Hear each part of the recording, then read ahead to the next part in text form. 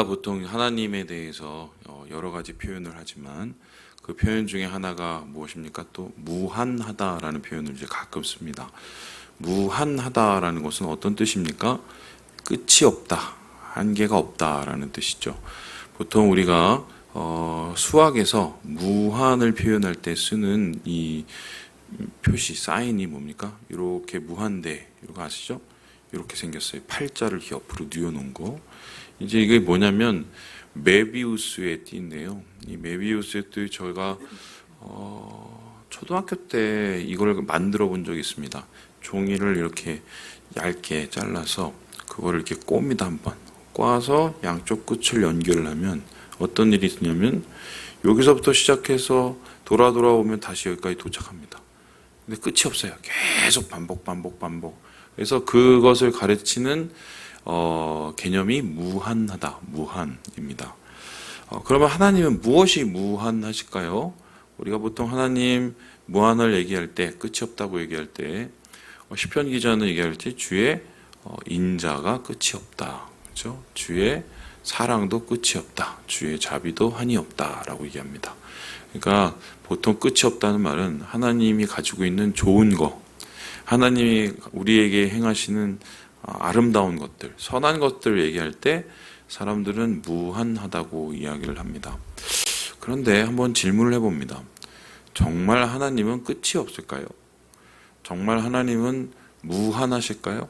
정말 하나님은 한계가 없을까요? 아주 쉽게 표현을 해보죠. 보통 사람들이 이제 한계가 없다고 표현할 때, 야, 저 사람은 정말 인격이 대단해 라고 했을 때 판가름하는 기준 중에 가장 큰 기준은 인내심 그리고 관용심일 겁니다. 예를 들어서 어떤 사람에게 한 번 잘못을 해서 용서해 주는 사람, 그런 사람들은 그래도 꽤 있습니다. 요즘에는 잘 못 견디니까요. 사람들이 점점 줄고는 있지만 한 번 정도는 사람이 그럴 수도 있지. 두 번 합니다. 또 몰랐나 보지 조금 여기서부터 힘들어지기 시작하지만 그래도 꽤 많습니다. 세 번,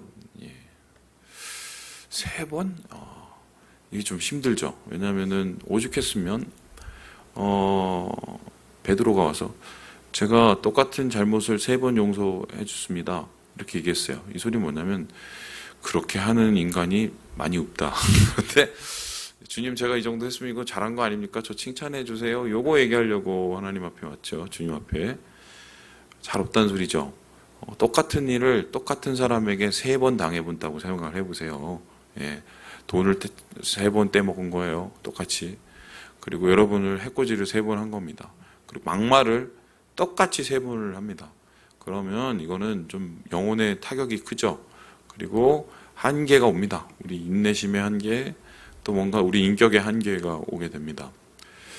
네 번? 그래도 우리 믿으시는 분들 중에 주님이 얘기했으니까 7번? 예, 그 정도 가능하신 분은 정말 드물겠지만 있을지 모르겠어요. 7번에 7번? 49번? 없죠. 사실 진짜 없죠. 그럼 하나님은 어떠실까요? 똑같은 잘못을 똑같이 반복을 합니다. 한 번, 하나님인데. 두 번, 당연히 최소한 7번에 7번은 예수님이 얘기했으니까 해야 되시겠지. 맞죠? 그래서 주님의 참으심, 오래 참으심, 우리를 향한 인자하심, 자비하심, 긍휼하심 끝이 없다고 하니까 그 정도야. 그런데 정말 하나님께서 참으시는 것, 하나님께서 인내해 주시는 것, 하나님께서 우리의 악함을 견뎌주시는 게 끝이 없을까요? 여러분 어떻게 생각하세요? 오늘 말씀을 보면 정답을 찾을 수가 있는데요. 예레미야를 향해서 하나님께서 이렇게 이야기하고 계십니다. 우리 함께 16절의 말씀을 같이 한번 읽어보도록 하지요. 시작! 그런즉 너는 이 백성을 위하여 기도하지 말라. 그들을 위하여 부르짖어 구하지 말라. 내게 간구하지 말라. 내가 내게서 듣지 아니하리라. 어제 우리 이은하 전사님이 잘 설교하셨듯이 오죽 답답하면 성전에 가서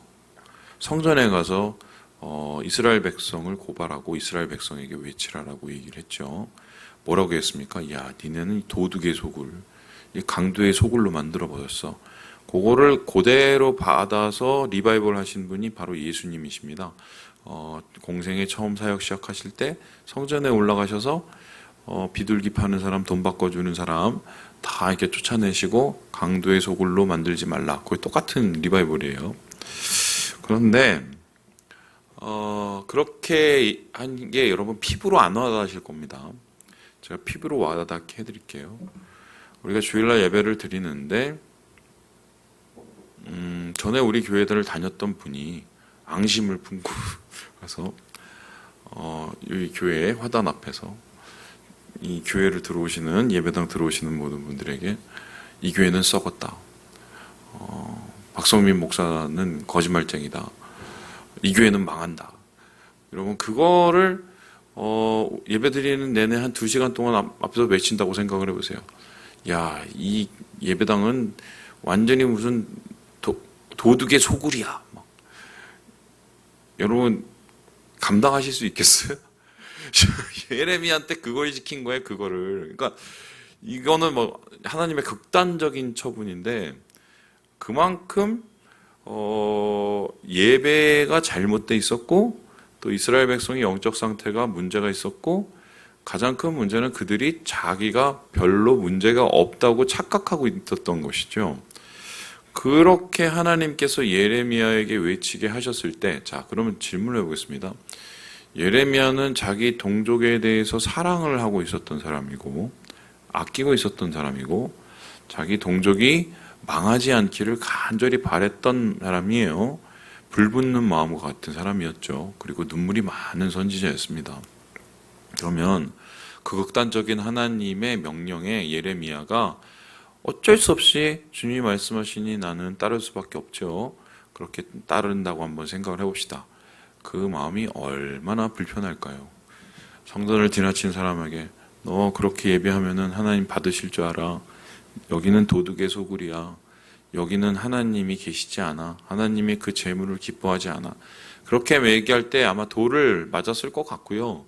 그리고 돌을 맞기도 맞았지만 수많은 사람들의 이 마음의 상처를 이제 입었겠죠. 수많은 사람들에게. 그리고 그렇게 말하는 그 순간조차도 상당히 그 불편함을 가지고 이스라엘 백성에 대한 또 그만큼의 애착이 있었을 겁니다. 그러면은 그렇게 외치고 나서 집에 들어와서 뭘 했겠어요? 하나님, 정말 망해야 됩니까? 이 백성 중에 정말 의인이 한 명도 없습니까? 예루살렘 그래도 남겨놓는 게 낫지 않겠습니까? 그래도 자라나는 새싹들이 있고 아이들이 있는데 하나님 얘네들을 봐서라도 조금 기한을 연장해 주시면 안 되겠습니까? 기도를 했겠죠. 그 기도에 하나님께서 응답이 뭐라고 그랬어요? No. 안 된다. 야, 그 기도 그만둬. 나 들을 수가 없어.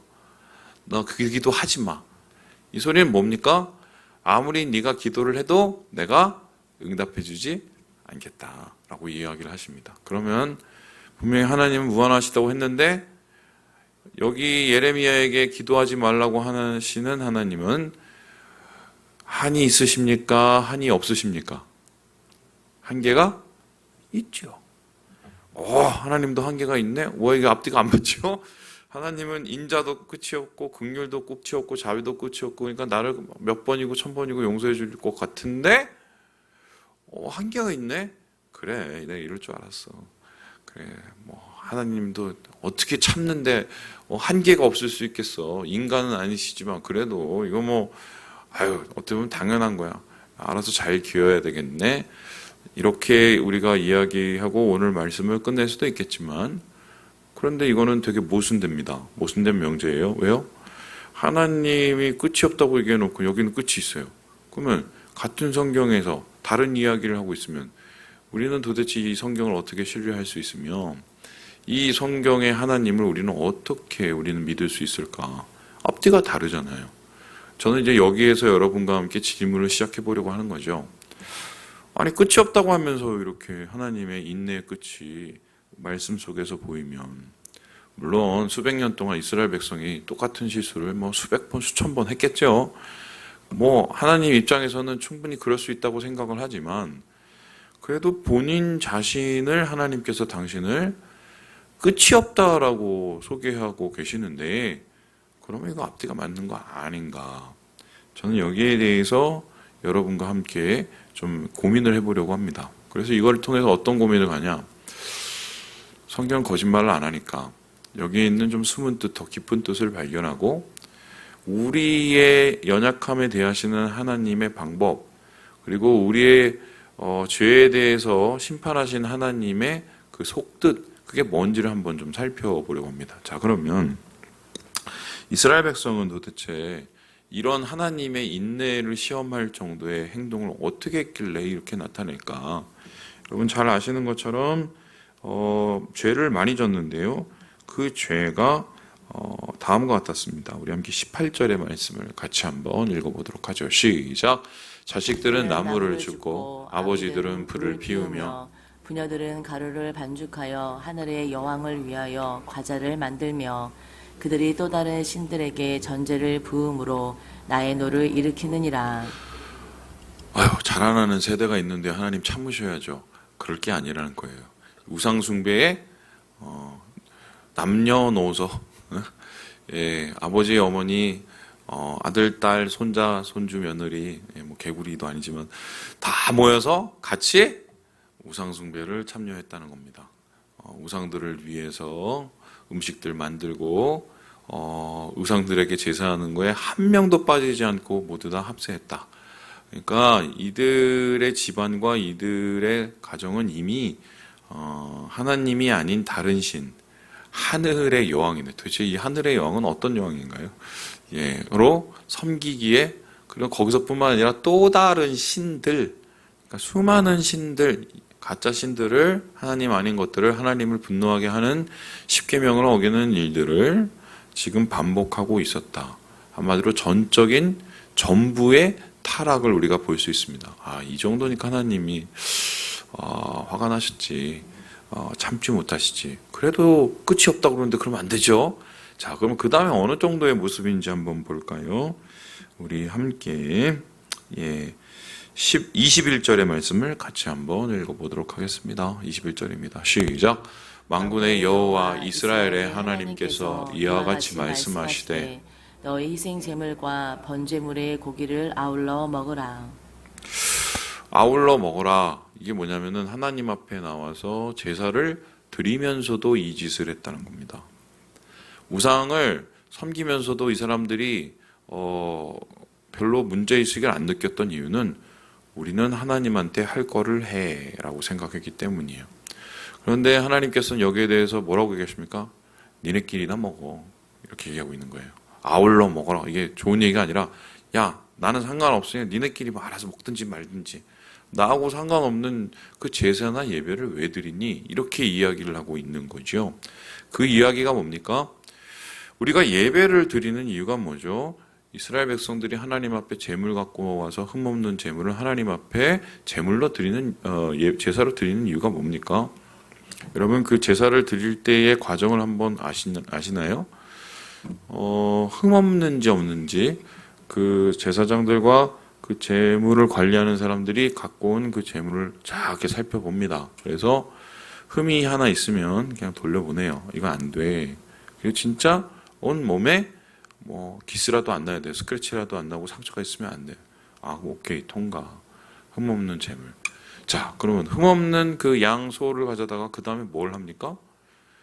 열심히 매매하고 울고 있는데 갑자기 죽이는 게 아니고 그것을 가져온 예배자, 제사 드린 사람이 대가리에, 머리가 아니잖아요. 대가리 맞죠? 대가리에 손을 이렇게 얹습니다. 그리고 뭐 합니까? 나의 죄를 너에게 전가한다. 내 대신 네가 내 죄를 지는 거야 라고 얘기합니다. 그리고 나서 뭐 합니까? 바로 피를 내서 죽여버려요. 그러면 그 제사를 참여하고 제사를 준비하고 혹은 제사의 중심이 된 그 제사자가 그 피를 철철철 흘리면서 죽어가는 제물을 보면서 어떤 생각을 하는 게 이게 옳을까요? 야, 이게 싱싱하네. 이거 뭐 나중에 해다가 저 선짓국 해 먹어야지. 이런 생각은 안 할 거 아니에요, 그죠? 끔찍하네. 그리고 어떻게 됩니까? 내가 저렇게 죽을 죄를 졌구나.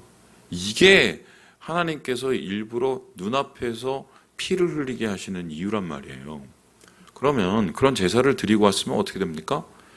집에 돌아갈 때, 야, 내 정신 바짝 차리고 살아야 되겠구나. 나도 저렇게 죽을 수 있어. 하나님이 내 죽을 죄를 용서해 주셨어. 그렇게 생각하는 게 맞는 거죠. 그런데 이 사람들은 어떻게 했습니까? 생각이 1도 없다. 그냥 재물은 재물대로 죽이고 제사는 제사대로 드리고 피는 피대로 뿌리고 집에 들어와서 또 과자 만들고 뭐 만들고 해서 또 하늘의 여왕들을 쫓아다니는 거죠. 이 종교가 신앙과 분리되면 문제는 그 종교 행위 자체로 다 끝나버린다는 거예요. 그리고 거기 그거로 다 했다고 생각하고 나는 하나님 앞에 할 거 했다고 생각하고 나는 그래서 복을 받아야 된다고 생각하고 끝난다는 겁니다. 한국교회의 가장 큰 문제점이 일어난 이유가 바로 이건데 신앙과 종교를 자꾸 거리를 두게 만든 거예요. 신앙은 삶인데 삶으로 세상 속에서 찔림을 가지고 주님의 뜻을 이루고 살아가고 부끄러움을 가지고 살아가는 게 아니라 나 할 거 했으니까 야, 내가 저번에 내가 11조도 다 하고 막 내 것도 다 내고 야, 이렇게 하는 사람이 어디 있어? 그러면서 끝난다는 거예요. 주님이 원하는 건 그거 아니거든요. 그래서 이렇게 가장 거룩해야 되고 가장 은혜를 받아야 될 이 제사까지 이 모양이 됐으니 이스라엘 백성의 이 영적 상태는 더 이상 구제불능이었다. 그러니까 하나님께서 참을 수가 없어. 그럴 만도 해. 그래도 하나님이신데 하나님은 무한하다고 하시는데 끝이 없다고 하시는데 그래도 그러면 안 되는 거 아니에요? 우리가 그렇게 생각할 수 있죠. 자, 그러면 이제 전제를 한번 생각해봐야죠. 이제 결론을 내야죠. 시간 다 됐으니까. 자, 하나님은 끝이 없어요. 그런데 이스라엘 백성은 참 끝까지 갑니다. 그죠? 그래도 하나님은 그러면 안 되지. 자, 그러면 이 문제 이제 어떻게 풀 거냐는 거죠. 그러면 반대의 경우를 한번 생각을 해봅시다. 그래, 내가 끝이 없으니까 끝까지 한번 참아볼게. 난 사랑도 끝이 없고 자비도 끝이 없고 인자도 끝이니까 끝까지 한번 찾아볼게. 그거 어떻게 해요?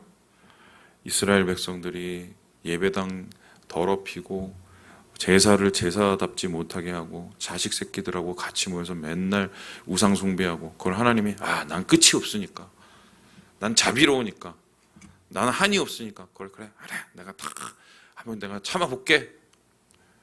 자, 이스라엘 백성은 어떻게 되겠습니까?